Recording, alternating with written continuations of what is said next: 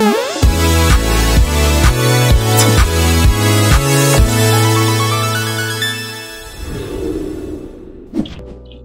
pagi Bapak Ibu semua, salam sejahtera bagi kita semua. Selamat pagi kepada Ibu Heni, selamat pagi Pak Gigi, juga kepada Dr. Hewan Rida Rumondang yang akan membawakan presentasi tentang case and solution pada pagi hari ini. Dan selamat pagi juga, selamat datang kepada Bapak Ibu audiens di berbagai daerah dimanapun berada. Terima kasih sudah berkenan hadir untuk mendengarkan presentasi pada pagi hari ini. Untuk mempersingkat waktu, langsung saja saya serahkan kepada Dr. Hewan Rida Rumondang untuk menyampaikan materi presentasinya tentang masalah dan solusi yang terjadi di kandang. Baik, terima kasih Mbak Ita. Ya, selamat pagi Bapak Ibu semua, Ibu Hendy, Pak Gigi.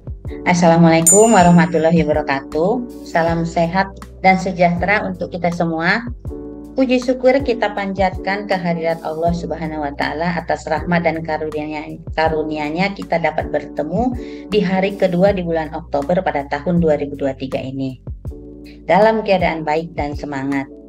Juga terima kasih atas kesempatan yang telah diberikan kepada saya untuk menyampaikan case and solution pada hari ini.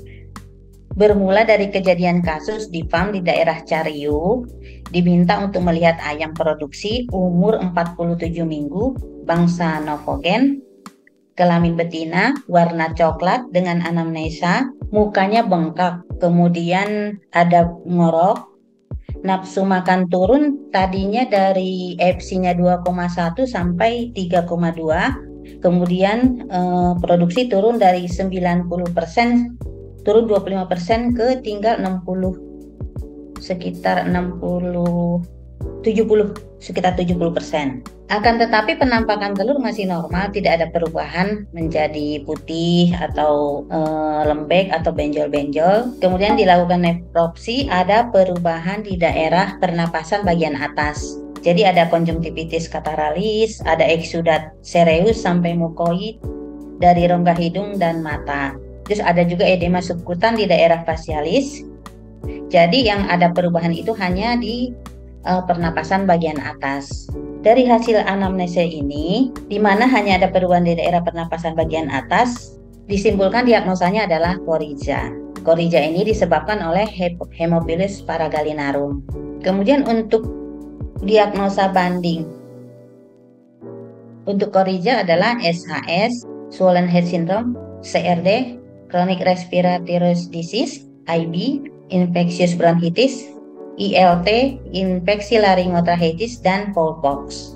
Dari hasil coryza yang telah disimpulkan, saya memberikan solusinya dengan memberikan Oxtra long acting. Oxtra long acting dengan dosis 0,5 cc ditambah metabolasi 0,25 cc untuk rehabilitasi atau support. OTC merupakan oksitetrasiklin, injeksi berkonsentrasi tinggi dengan aktivitas sebagai antibiotik berspektrum luas.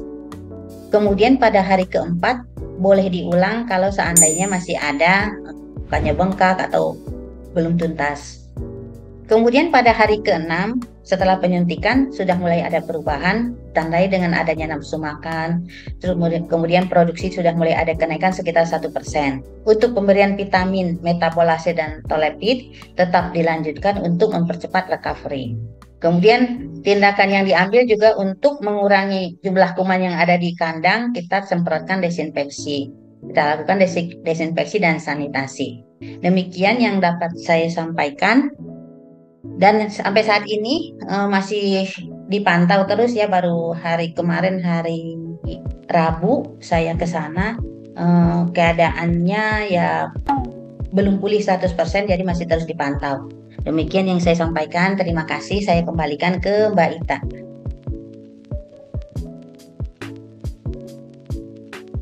Ya, terima kasih Dr. Hewan Rida Rumondang atas materinya tentang case and solution yang terjadi di farm langganan Ibu. Mungkin ada Bapak Ibu yang lain yang penasaran nih tentang kasus yang sedang ditangani oleh Dr. Rida atau hal-hal yang serupa, boleh saya beri ruang untuk bertanya. Saya mau bertanya, Bu. Ya, silakan Bu Riza, nanti langsung dijawab oleh Dr. Rida. Ya. Baik, terima kasih untuk presentasi dari Bu Rida. Saya Orisa dari Cirebon. Yang saya ingin tanyakan tadi ada pernyataan bahwa metabolase dapat diberikan metabolase dan tolefit. Jadi yang ingin saya tanyakan itu apakah untuk pemberian metabolase dan tolefit ini diberikan dalam waktu yang bersamaan atau bagaimana untuk pemberiannya? Terima kasih, Bu. Baik, terima kasih Ibu Ariza dari Cirebon. Pertanyaannya yang bagus sekali. Jadi untuk pemberian metabolase, kalau yang saya laksanakan di FAM itu digabung dengan OTC-nya. Jadi bisa disuntikkan sekaligus. Kemudian untuk vitamin telipidnya kita berikan lewat air minum. Jadi nggak digabungkan dengan metabolase dan OTC. Karena kan kita tahu vitamin E ini di samping dia sebagai untuk sel telur, dia juga bisa menekan pertumbuhan E. coli. E. coli itu kan apa? Coryza itu biasanya muncul kalau colinya tinggi. Jadi sebenarnya Coryza itu biasanya muncul di perubahan dari hujan ke panas atau dari panas ke hujan. Tapi ini kan sebenarnya cuaca panas terus. Jadi dia dalam keadaan kondisi stres dan coli yang tinggi. Jadi pemberian tolefitnya tetap lewat air minum, OTC sama metabolasenya kita suntikkan. Mungkin bisa membantu Bu Ariza? Oh ya, baik Bu, terima kasih. Sama-sama. Oke, terima kasih Bu Ariza pertanyaannya. Mungkin Bapak Ibu ada yang mau bertanya lagi, saya persilahkan. Ya, silahkan Ibu Pri.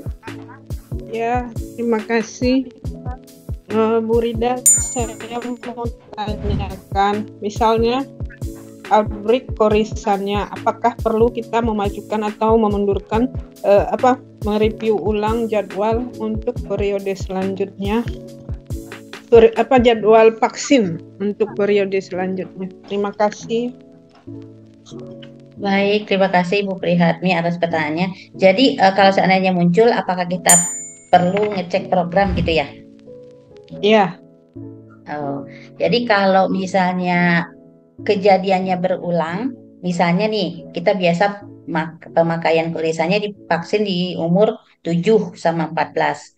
Kemudian ada perulangan dia setelah kita vaksin sekitar 3 minggu dia muncul, itu boleh kita cek program vaksinnya. Tapi kalau seandainya memang karena kondisi lingkungan atau memang perubahan cuaca itu kita sebaiknya program tidak masalah, kita tapi kasih antibiotik untuk pencegahan gitu, untuk tidak terjadi munculnya Coryza pada di saat-saat stres seperti itu gitu. Kalau yang saya lakukan misalnya dia muncul setelah produksi, kalau masalah di produksi ini kemungkinan dia akan karena stres. Jadi bukan karena kesalahan kita memasukkan vaksin gitu. Jadi boleh kita tidak perlulah rasanya kita cek ini program vaksin kalau seandainya munculnya di produksi gitu. Itu mungkin yang bisa disampaikan Bu Prihatmi. Apa kurang jelas? Jelas Bu, terima kasih jawabannya. Sama-sama. Bu, mau tanya? Silahkan Ibu. Ya, terima kasih Bu Rida. Ini saya Ike Bu. Mau tanya lanjut dari pertanyaannya Bu Pri. Untuk mencegah tadi terjadinya Coryza pas produksi itu diberi antibiotik, itu antibiotik yang jenis apa ya Bu ya? Baik Bu Ike, terima kasih untuk pertanyaannya. Jadi kalau misalnya ada muncul, kita bisa kasih golongan tetrasiklin. Yang paling cocok itu kalau di produk kita OTC ini, karena OTC ini kan di samping dia memang termasuk golongan tetrasiklin ini, itu oksitetrasiklin, dia juga long acting, jadi mengurangi pada saat kita memasukkan antibiotik kan minimal 3 atau 4 hari gitu ya. Jadi pengulangan suntikan itu bisa kita kurangi untuk menekan stresnya si ayam gitu. Jadi setelah 3 hari kita suntik, kemudian kita lihat masih ada, baru boleh diulang lagi gitu. Jadi kenyamanan si ayam juga lebih terjaga dengan pemberian OTC, ultra long acting ini. Golongannya tetrasiklin, karena Coryza itu bersifat bakteriostatik gram negatif. Ya. Begitu Bu Ike. Baik, terima kasih Bu Rida.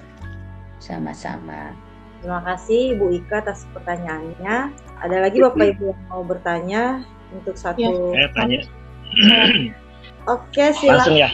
Bapak Makmur dulu, nanti dilanjut Bu Safa ya. Iya betul. Terima kasih Mbak Ika. Selamat pagi Bu Rida. Bu Rida, Pagi Pak Mahmud. saya Iya. tertarik tadi dengan yang sambungan dengan yang masalah tadi kasus di Bu Pri dan Bu Ike ya pertanyaannya. Sekarang yang ingin saya tanyakan, kalau misalnya kita sudah Coryza 2 nih ya, pada saat Coryza 1 nggak ada muncul, tapi setelah Coryza 2 terus kira-kira sekitar 10 hari kemudian itu muncul itu Coryzanya, itu kira-kira sebaiknya kita adakan Coryza ketiga atau cukup tetap Coryza 2, hanya kita evaluasi jadwal vaksinnya Bu, atau pemberian antibiotik saja? Terima kasih, gitu aja Bu. Baik, terima kasih Pak Makmur. Jadi kalau 10 hari setelah kita vaksin dia muncul ya. Kalau misalnya kan kalau Coryza itu dia masa inkubasinya itu 1-3 hari. Berarti dia vaksin sudah masuk nih, dia baru muncul. Berarti jumlah kondisinya lingkungannya itu yang pengaruhnya tinggi Pak Makmur. Yang endemik ya.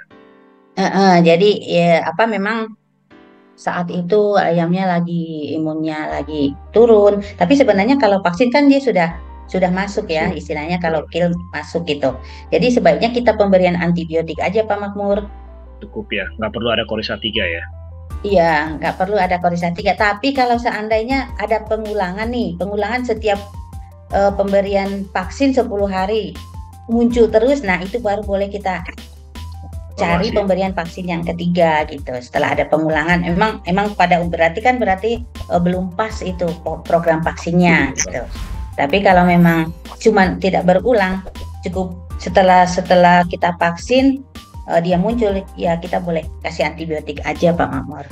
Oke. Begitu. Baik, makasih Bu Rida. Sama-sama Pak Makmur. Ya, terima kasih Pak Makmur. Mungkin pertanyaan terakhir ya dari Bu Safa, saya persilahkan.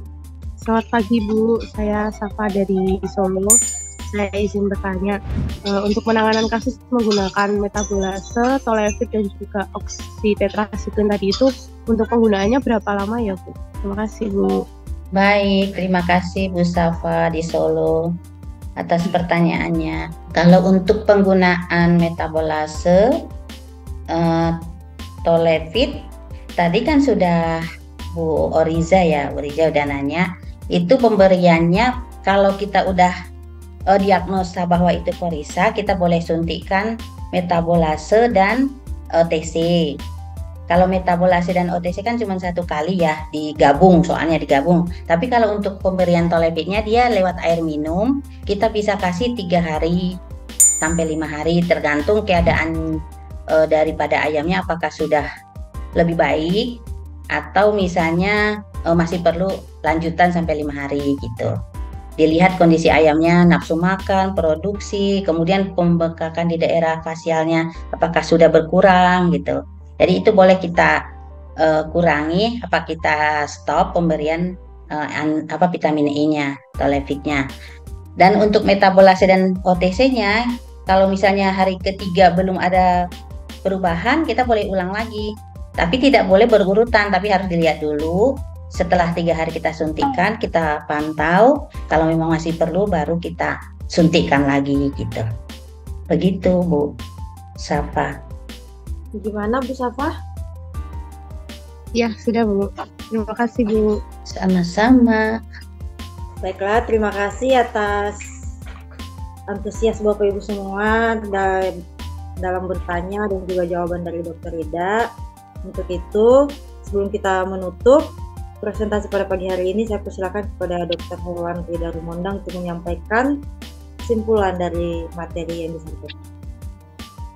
Baik, terima kasih. Jadi dari kesimpulan bisa disampaikan bahwa infeksi Coryza mempunyai dampak ekonomi yang sangat merugikan pada industri peternakan unggas. Oleh karena itu perlu disusun program vaksin yang tepat untuk Coryza dan senantiasa menjaga ayam untuk tidak stres, karena stres juga pemicu untuk munculnya Coryza.